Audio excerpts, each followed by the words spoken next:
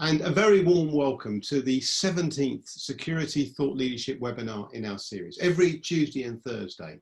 And the idea of thought leadership is that we debate issues now in order to provide and think about a better security in the future. And each week, each time we choose a different topic. And today we've chosen a topic that we're currently researching. It's the first time it's happened on these webinars, but we're actually undertaking research on careers in security, which has turned out to be a rather interesting area. It's done under the umbrella of the Security Research Initiative, and that's been running for 16 years now. And it involves companies that are thinking about thought leadership. Typically, they've all got individuals in these organizations who are thought leadership oriented.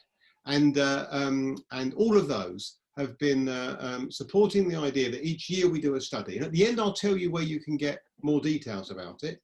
And what we want to do is think about this issue of careers and about where it's going. And what I'm going to do today, in a second, I'm going to introduce our panelists. We've got 4 panelists, each involved in different areas of this topic. I'll ask them to introduce themselves, and once they've done that, I will then come back and ask each of them to make an opening statement, a very brief opening statement, about 3 minutes. Once they've done that, I'll come to you, the audience, and ask you to ask questions.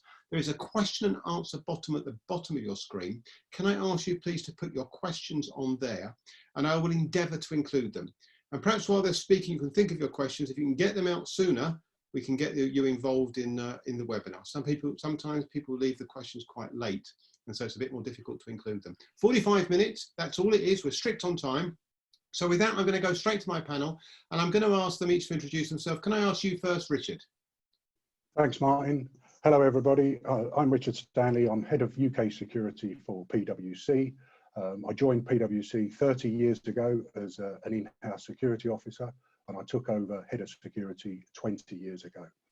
So you can see why Richard's been invited from the very bottom to the very top. Mike, you introduce yourself, please. Martin, hi. Yeah, Mike Hurst. I've been in the security profession for 30 plus years, most of that in a recruitment front. I'm director of HJA Consults and also of all security events, the listings like for the security industry. Thank you very much indeed, Mike. David, please. Afternoon, my name's David Scott. I'm the Managing Director at Skills for Security, a wholly owned subsidiary of the BSIA, which is the industry's trade association. Thank you very much indeed. And finally, Candy. Hi everybody, my name is Iskander Jeffries, commonly known as Candy. I'm the Key Account Director with Bidvest Noonan. I'm also a Board Director with ACES UK, focusing on young professionals within the UK. As like Richard, I started 20 years ago as a security guard and have worked my way up.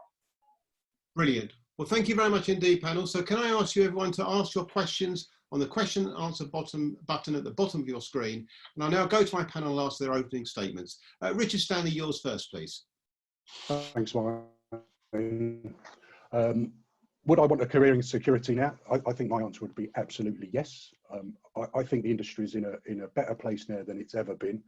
I think there's been a huge shift in the last 5 or 10 years, certainly on client expectations of their security provider, but more importantly, I think there's been a big shift in the way that them suppliers can deliver against them requirements. As we've transitioned into a more holistic approach to security rather than the traditional men on doors type model, including things such as risk assessments, security operations centers, data analytics, information security, cyber security, all of the stuff that goes to make holistic security, I think has made the industry a much more attractive proposition than it ever was.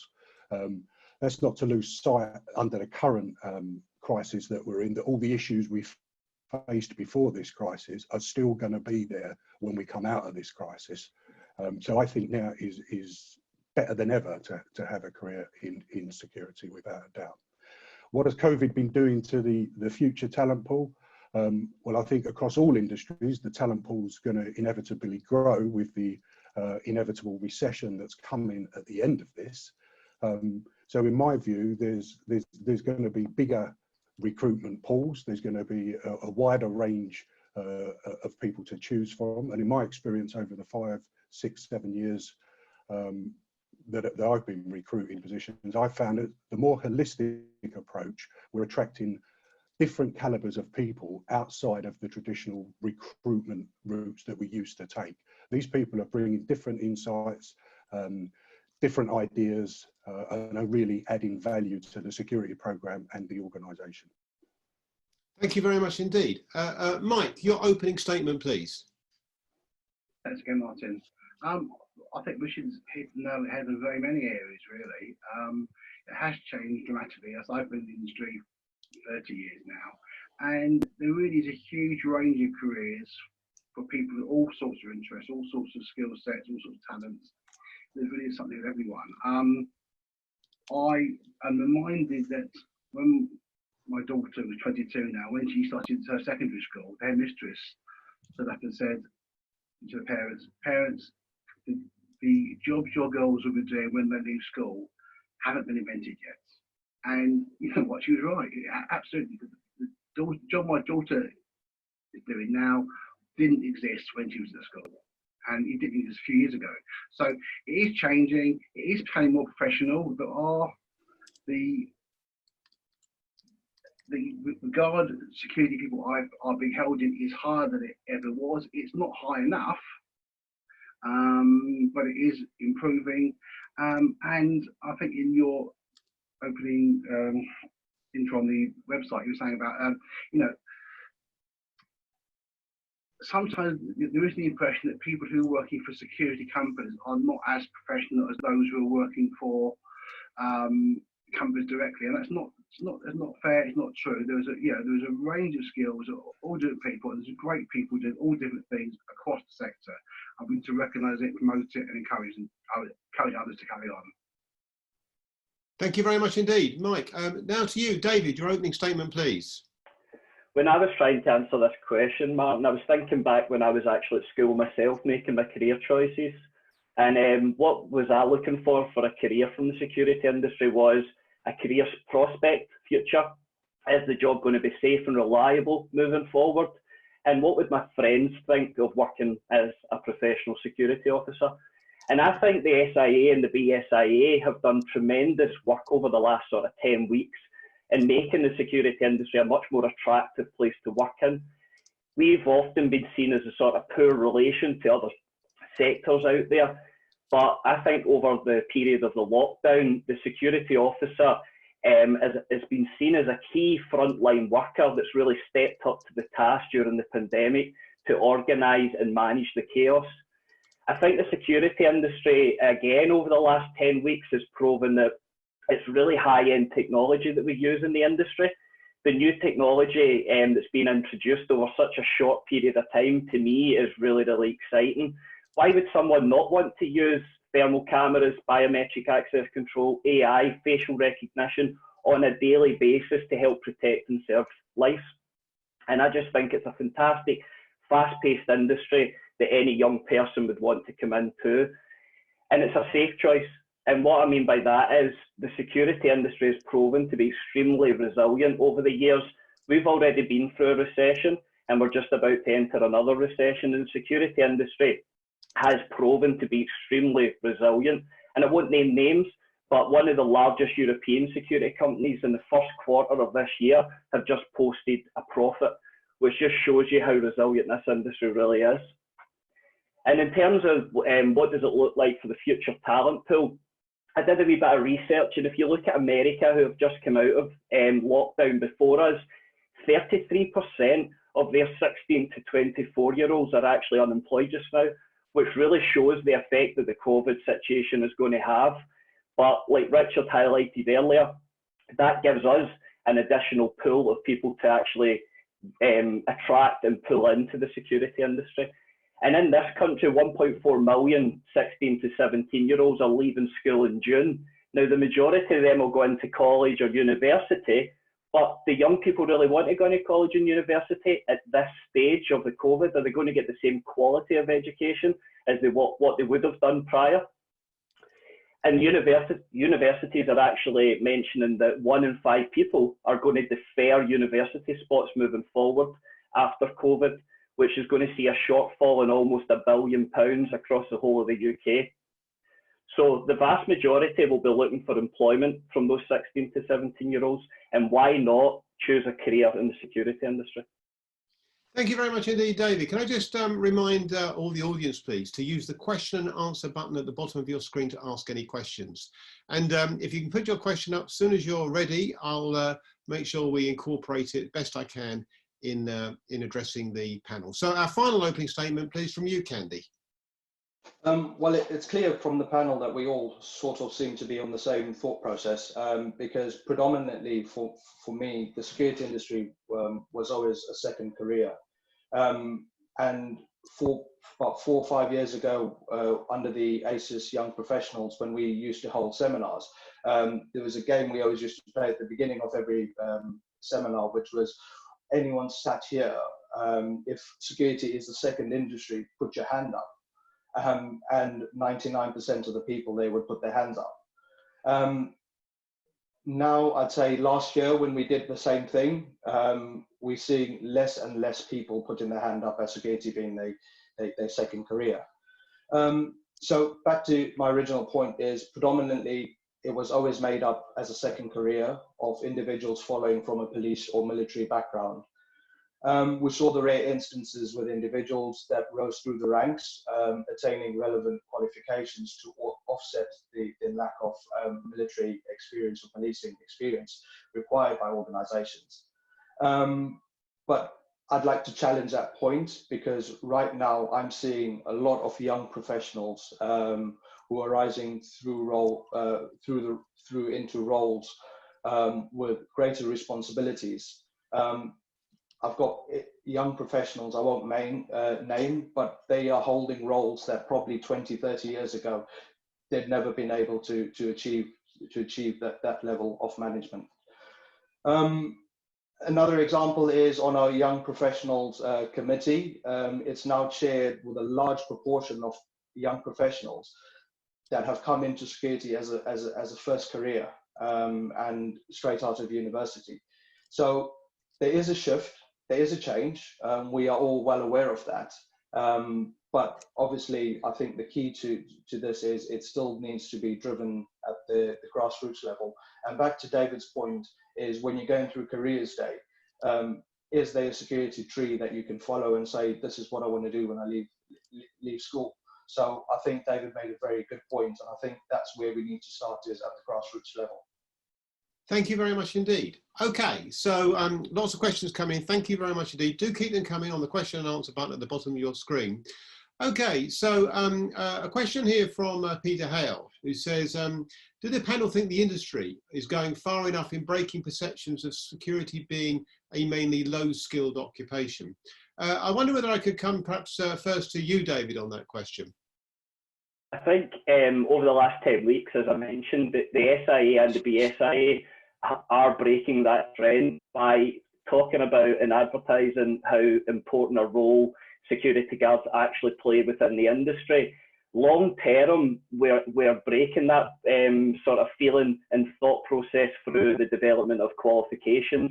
And Skills for Security are developing 2 apprenticeship programs just now. One that's available in Scotland, Northern Ireland and Wales for the professional security officer. And we're working alongside a trailblazer group in England to develop a apprenticeship program down here. And what that's going to do for the industry is create a career path for young people that see the industry as a longer term future career rather than a short term gap until they find something that's more appropriate for them. Okay, thank you. I'm going to come to you, Richard, if I might. And Richard, one of the things that we've been hearing on previous webinars is that, okay, people can get very enthusiastic about the security sector now, but all this talk of expanding opportunities just misses the point. And the argument goes, Richard, something like this. There's a recession coming. If security is known to be good in a crisis, it's known to be cut back in a recession. The truth of the matter is, in this time of crisis, it's not security who've been leading the way, it's health and safety, crisis management and IT. And afterwards, security is going to be back in its box. It better recognize it for what it is and stop being hopeful, just start getting realistic. Richard, your thoughts on that? Thanks, Martin. I think, you know, in terms of security in this current crisis, I've got nothing but praise for our security team in everything they've done since the beginning of this crisis. You know, they've assisted the business. As soon as we locked down, everybody's gone, security are left. And then the whole issue of getting critical people back into the business, managing access, managing access reports to the business, telling them who's been in for what reasons, getting equipment sent to people's homes. The can-do attitude of, you know, security are here 24/7, we can assist, even if it's outside of a security function. There's people there that are willing to assist the business. So I'd argue they're adding huge value through the crisis. Not only that, the more holistic view, you take out the man guarding, I've got a global security operations center that are analysing huge amounts of information across the globe on, you know, what territories are in different phases of the infection rates, what the border controls are, what the status of that country is. We're providing all that data back to leadership to make informed decisions. And I think certainly after the crisis is over, I'd refer to my earlier point around all of the problems we faced before the crisis, including the threat from international terrorism that dictated the headlines before any of this started, is going to come back. That threat has not gone away because of a crisis. So I think anybody that thinks security will just be put back in their box and doing nothing after COVID is very much mistaken, in my vieh. Okay, Martin, yeah, Candy, yeah, your thoughts. Candy, yeah, your I was thoughts. going to say, can I add to that? If you roll out the departments again, you said health and safety, resilience, but the interesting part for me is we have all those departments, but it's the security that deliver that the manpower. A perfect example, my local supermarket. I went the other day. They've got a line outside. There's the spacing that's required, marked, but it was the security officer that was actually ensuring everyone adheres to the marking. He was going over and beyond by wiping down the trolleys. So when the trolleys came out, he'd wipe them down with sanitizer. So yes, it all goes to health and safety, but then it still falls back on security to provide that manpower to implement all those plans. Okay, thank you very much, Stephen. Let me come to you now, Mike. I want to ask you a question from Simon Pears, who's one of the sponsors of the SRI and indeed a former panelist, actually, I might add. And Mike, one of the points that Simon's making is that security itself needs to be valued for people to want to join it. And the question is, how do we influence decision makers about the type of security that's going to get purchased? Now, you deal with security on a sort of day-to-day basis, and it strikes me that we've really got to get into the buyers, because the type of security that's provided is the type of security people buy, and they're to blame, I suggest. And Simon's point is, how do we influence them? Mike Hurst. Well, thanks, Martin, and thanks, Simon, for the question. I mean, Simon and I spoke about this before, I think. It's not easy. It's a perception thing. I think people still underestimate what security does and what people do. It's a huge range of careers. It's not just about keeping people safe, which is clearly important. It's about data protection. It's about IP. It's about reputation. It's about profit protection. It's about investigations. It's such a vast thing, and it's, well, I mean, you know, your research has shown this in the past. It really is a absolutely vital business function. And just tackle the earlier question, are we doing enough? No, we're not doing enough. We're doing some, and I'm part of that Trailblazer Group apprenticeship that David mentioned. But there's a lot more we could be doing. We need some really good news, positive stories. We need it to be in the mainstream media. I know the Prime Minister mentioned security guards. Well, not possible. We'll take that. He mentioned security in his address recently, but it's about showing the value, getting some real role models out there, and just making people aware that it really is a career, and it's not just for ex-coppers and ex-military people. Much as we appreciate their service and their talents, it's for everyone. Thank you very much indeed. David, a question here, quite a few questions coming in, David, about training. Mike Cummins is asking, a regular attender on these webinars actually, is asking about making the point on previous webinars, we've had people articulate the benefits of doing business skills as opposed to security. We've also had Matt Hopkins talk about criminology courses being popular but not security. Mm-hmm. And I guess my point is, and we've got Claire Tankard, a colleague of mine who has a son at school, asking about whether we could get security on the curriculum in schools. These all strike me as really good points actually, that the truth of the matter is the focus on training and education is not in the right areas, it's missing the point. David, your thoughts? Yeah, I would agree with that. And actually, the qualifications, the apprenticeships that are actually available out there just now for the security industry aren't hitting the mark. They aren't security related. They're either management and leadership or their customer service. They aren't actually the skill set that you need your workforce to be. And that's where we're going to be stepping up to the mark, to be honest. We're very active. And at this moment in time, Mike's already mentioned that, I've mentioned it previously, that we are developing apprenticeship programs that are going to hit the mark. They're developed by industry for industry, and we are taking the feedback from small, medium and large employers to actually develop apprenticeship programs that really do meet the needs of the employers and not just the needs of the training provider. And that's a role that I believe Skills for Security can play a really active and important role in, because we are that link between employers and the standard setting body in order to develop the apprenticeships that are fit for purpose for industry. And Matt makes the point, Matt Hopkins makes the point, David, that how far does this go up to? University level? Yeah, so right now what we are doing is we're developing we're doing market research across England to see the need for apprenticeship programs at all levels. So when I'm talking about apprenticeship programs, I'm not just talking about your low level, level 2, level 3. The Trailblazer team are actually doing market research across the whole industry up to degree level. And we've got a number of universities actually part of the process. Leicester University have had a call with myself, Glasgow Caledonian University and UCLan University as well. So we're engaging with a wide range of education industry and not just sort of low-level apprenticeship providers. Okay, thank you very much indeed. Now I've got a question here from, and I'm going to address it to Candy.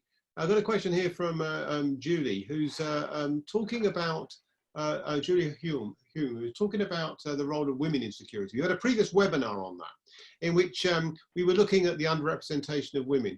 But you can understand that it doesn't look great, Candy, if you're a woman in particular looking at a male-dominated sector.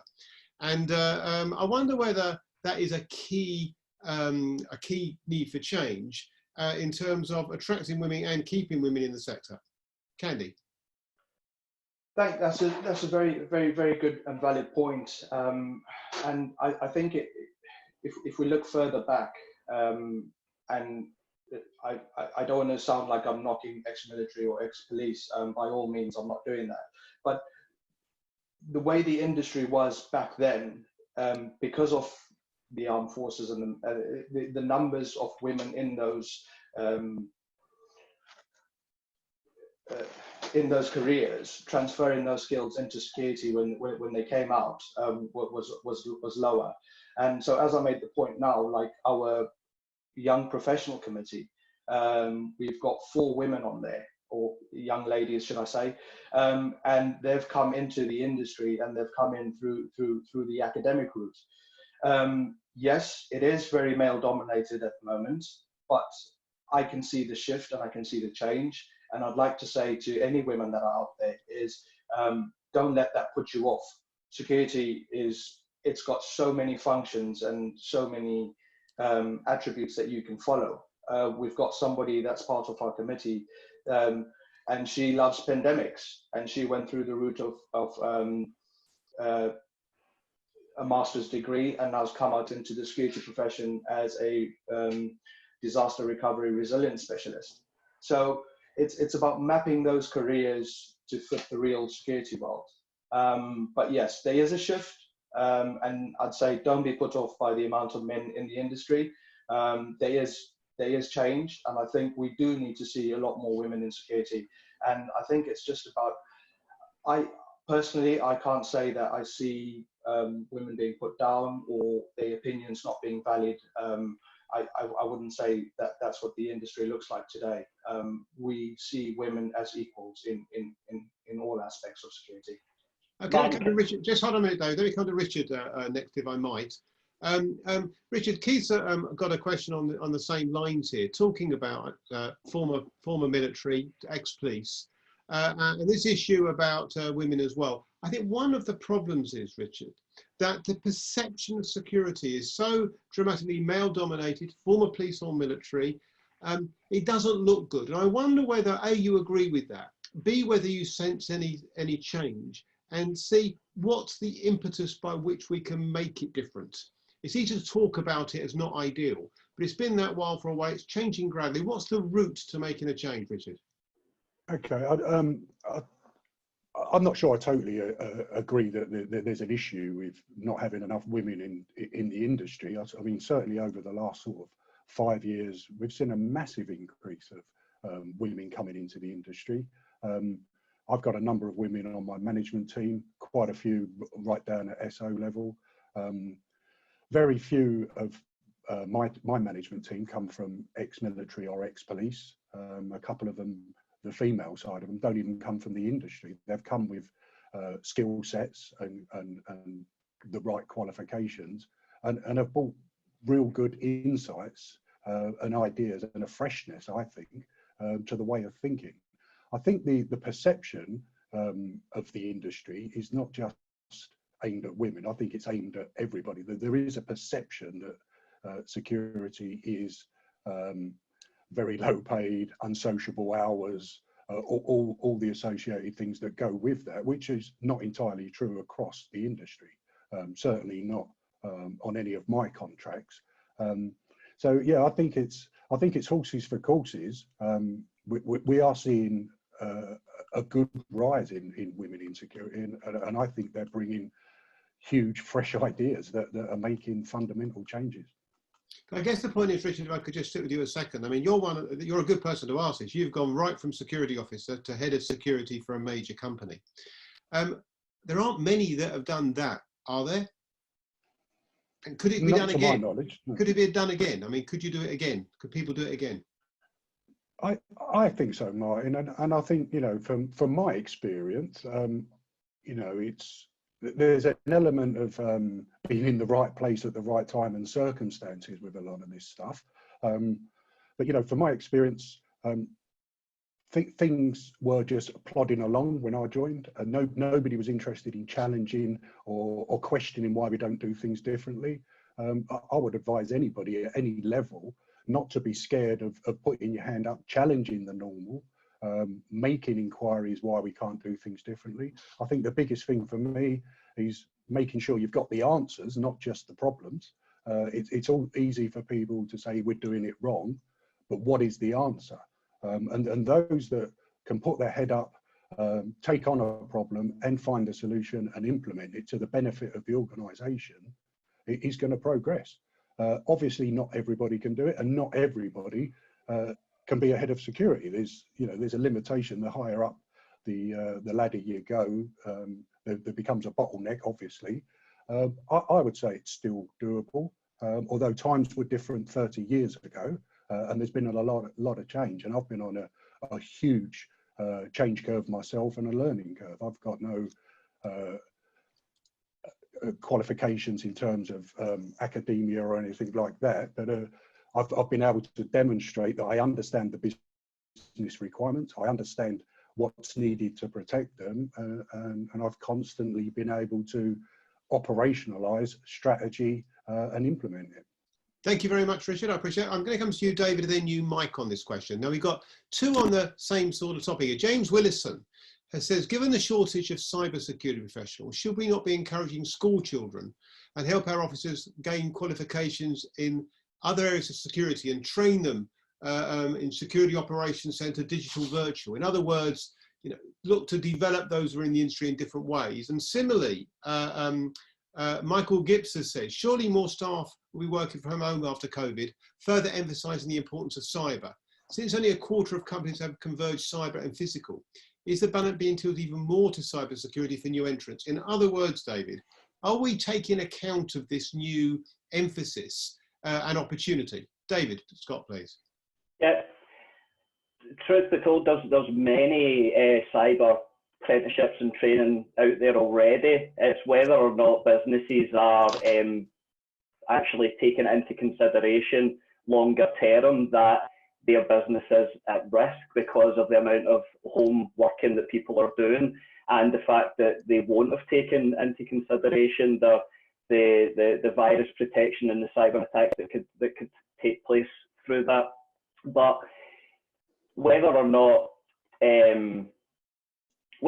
we need to link both physical and cyber security, I'm not entirely sure that is needed. They aren't.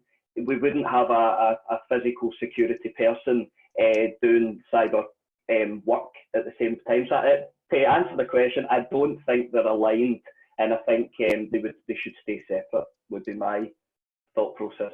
Interesting, David, and an interesting point. Mike, what's your thoughts on that? I would take a contrary view, but that's thought you might. Obviously, I know both James and Mike very well. James has been a massive proponent of converged security for a long time, and I think absolutely everyone needs to have some knowledge of cyber security. Even the basics, the very basic stuff, because because physical security and cyber security is just security ultimately.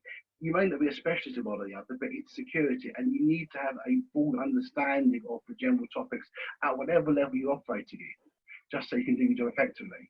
And Mike Gibbs is really, one of the big idea guys in the sector, albeit he's American and a hockey fan. What can you do?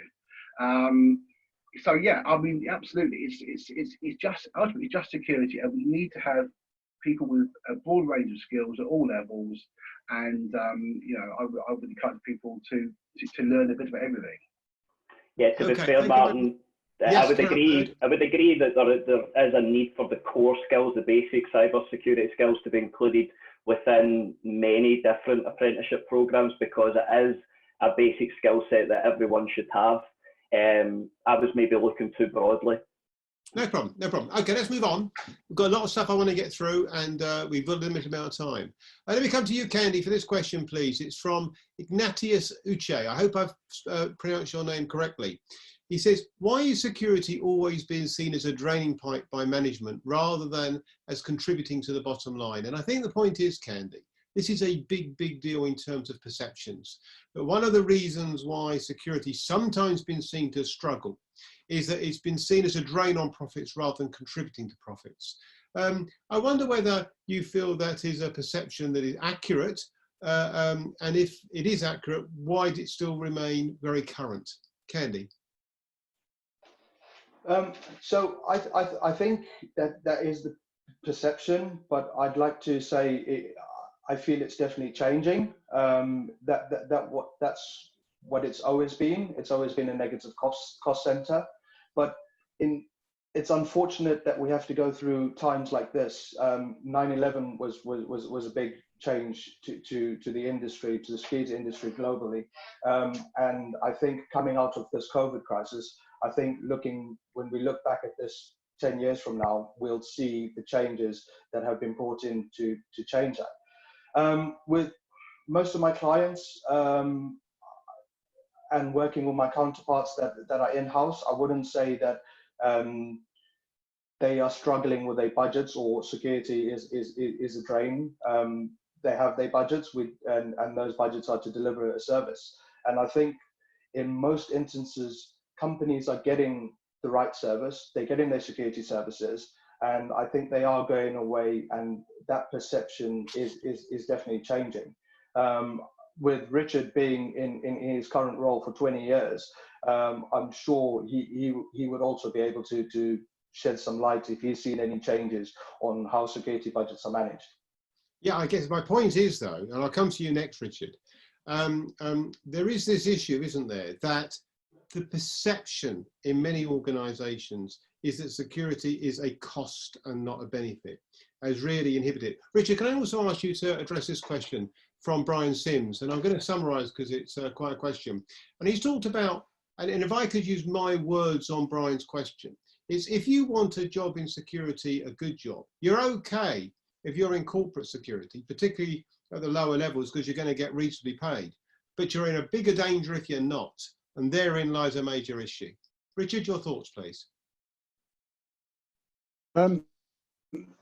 Yeah, I think I tend to agree with that, Martin. I think you know, it just shows the gap that we've got across the industry between different sectors within it. I mean, corporate security obviously pays better, without a doubt.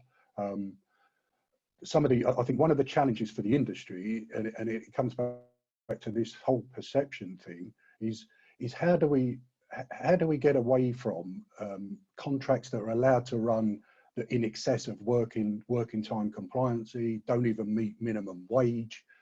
There's a big disparity, I think, across the whole industry.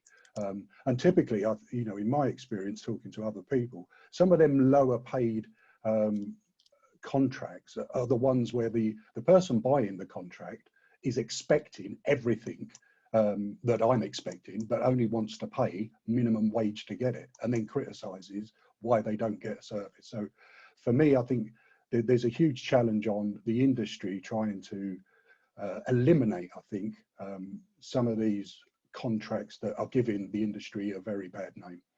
Yeah, I guess the thing is though, Richard, how do you get rid of them? I mean, if people are prepared to buy at that and people are prepared to supply at that, I mean, well, that's the challenge. I mean, you know, for me, Martin, I've always had the view that as much as the industry has tried to change itself over the last 20 years, the only people that can change the industry fundamentally are the buyers of security. And if the buyers are not going to pay, then, you know, there's a challenge around to the suppliers of, do you really want to be doing business at that level? It's tarnishing your own reputation and your own brand. Yeah, thank you. I'm going to come to you, Mike, next from a question from Tio Guan Teng. And as a recruitment consultant, it strikes me the right sort of question to ask. And his general point is, post-COVID-19, are we going to be looking for a different type of security recruit? Or is it going to be much the same as it always has been? Your thoughts, think into the future, if you wouldn't mind, with us. Mike Hurst. Thank you. I can be a bit of a cynic sometimes, and I suspect that eventually things might not change as much as we'd like them to. Certainly, I think the people we should be looking for are the same people we should be looking for now, i.e. someone with, or depending on the role, a level of intelligence, and the commitment, willing to learn, someone who sees the value of security. Yes, the skill set is going to change post-COVID. I'm not entirely sure everyone really knows what those skills will be or how it's going to work out. But I would encourage people to always to learn. I'm, you know, in this sort of lockdown period, I've been doing some courses and some training, taking the advantage of a bit of downtime. So always learn, infuse good communication skills, vital at whatever level. And I think you or someone touched on business skills. Business skills are really important. Whether you're a security officer or a CSO, you've got to understand how you feel, where you fit into the business and what role you're filling. If you're just there to serve time, well, no one cares anyway, really. But you could, by showing a bit of commitment, understanding your role can make a big difference to, you know, the impact you have and the career you have. Mike, thank you very much indeed. David, I'm going to come to you next. A question to you from Andrew Knights. And you mentioned earlier, David, that the changing opinion of what your friends think about the industry. And he says, why do you think they are changing their views? What's the catalyst for that? I think the industries became much more professional just overnight. The fact that they've been announced as a key worker within the industry throughout the UK is huge for me, and I think that will stand a lot of people in good stead when they put it on their CV in the years to come, when they're applying for other jobs, when they've had the experience of dealing with it. The skill set that these guys and girls will have developed over the last 10 weeks will really stand them in good stead for professionalising their career. I do believe as well that, touching on an earlier, the new skills that the security industry now requires will attract more females into the industry, because the industry is going to have to go down a much higher technology-driven industry, and that will be more attractive to females. And the skill set that the security officers are now having to use over the last 10 weeks, the more face-to-face contact, the much more customer-friendly, customer-focused part of the security officer role will be much more attractive to females than it is to the normal clientele that are coming into these job roles. Thank you very much indeed. Candy, I was going to come to you for a very quick one, if I might. Charles Olu from Kenya has asked a question. I wonder whether I could just twist it slightly. And he's looking to understand whether what the evolution in roles will be. And maybe I could be specific because we're running out of time. Do you think COVID-19 is going to bring a dramatic change in the attractiveness of security to potential recruits, to people out there? Do you think COVID-19 is going to make a big difference? I think it's going to make a big difference, but what that difference is, I have no idea. I wish I had a crystal ball.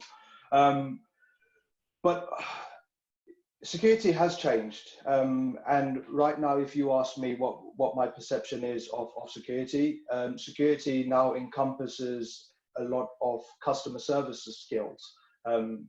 If we go down to the man guarding element, so coming out of this, it's going to be the likes of David and his companies that what they deem as skill sets that they need to put into new training programs. And the SIA has been fantastic by setting the licensing, but I think we need to review it and we need to analyze it, and I think reevaluate what training will be required coming out of this. Thank you very much indeed. Eric, I'm sorry I haven't got to your question. We're running out of time. I'm going to just now ask each of the panelists just to make, in 20, 30 seconds or so, their final thoughts on this issue of security, where it is and where it's going, and the whole issue of how we attract and keep the best recruits. Richard, your final comment, please. Richard, you've gone still.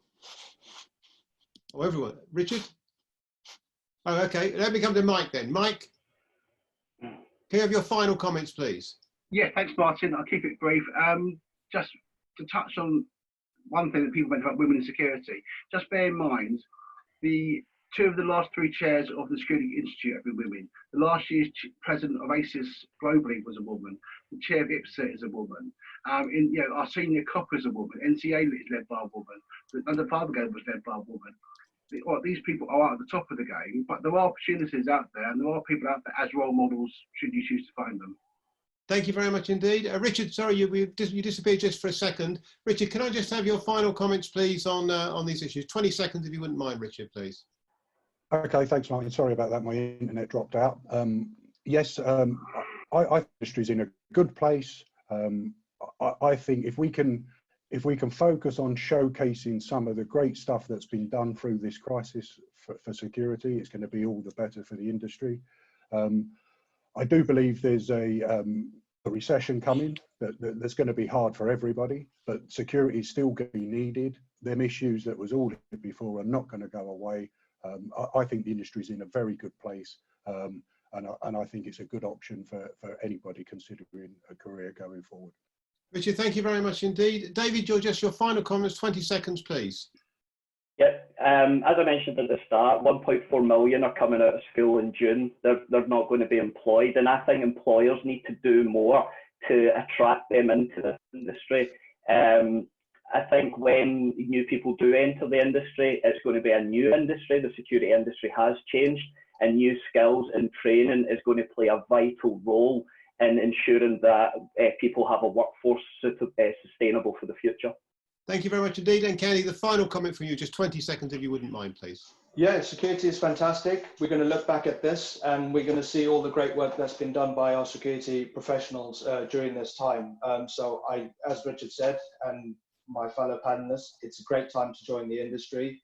It is changing and it's getting a lot better. And I think we are being now recognized more professionally than we used to. So the more people that join with the better skills will help drive it forward. I also like to add that we need to keep having discussions like this because that's what drives change. So thank you for the opportunity, Martin. Thank you very much indeed, Candy. Thank you very much indeed to all my panelists for their insights and contributions today. And what is crystal clear, as Candy summarised there, is that the quality of security we get in the future will in part depend by the quality of debate we have now.